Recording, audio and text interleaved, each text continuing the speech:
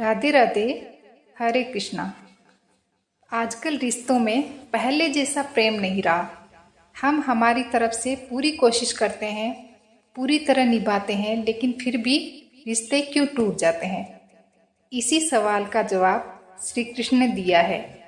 गीता कहती है, अनित्यता दुख का मूल कारण है।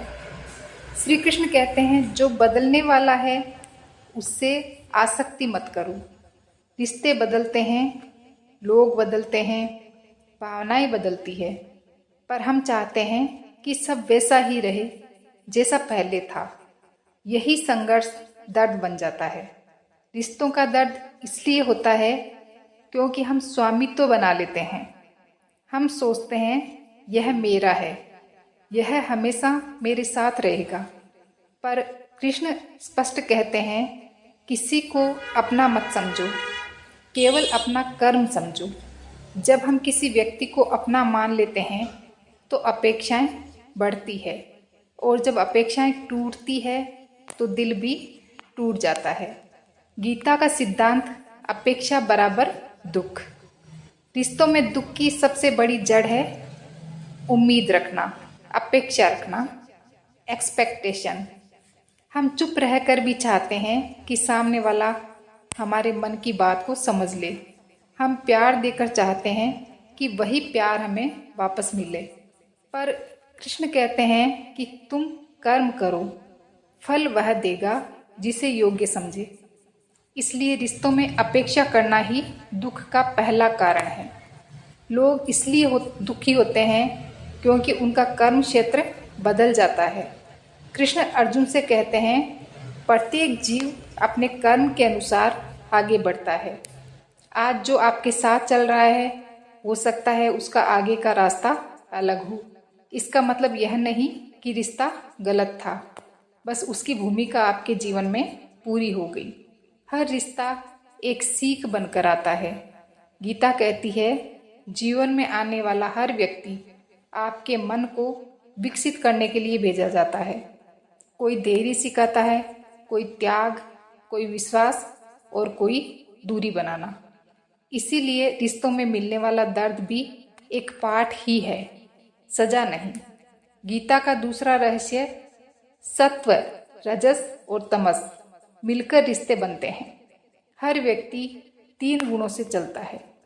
सत्व शांति, सादगी, रजस इच्छा और कामना, तमस अज्ञान और क्रोध।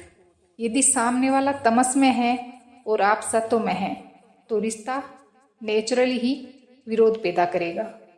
इसका समाधान है, दूसरे को बदलने की कोशिश मत करो, केवल अपने गुण बढ़ाओ। कृष्ण कहते हैं, किसी के जाने से तुम्हारा मूल्य कम नहीं होता। जब कोई रिश्ता टूटता है हम सोचते हैं मेरे अंदर ही कोई कमी होगी, पर कृष्ण कहते हैं आत्मा पूर्ण है, उसमें कोई कमी नहीं होती। जो व्यक्ति आपकी कद्र नहीं करता वह आपके जीवन का अध्याय नहीं था, बस एक पन्ना था। रिश्तों का अंत भी ईश्वर की योजना का ही हिस्सा है। हर खोया रिश्ता आपको अगले चरण के लिए तैयार करता है। जैसे अर्जुन को युद्ध के लिए तैयार किया गया, वैसे आपका मन जीवन के अगले पाठ के लिए तैयार हो रहा है।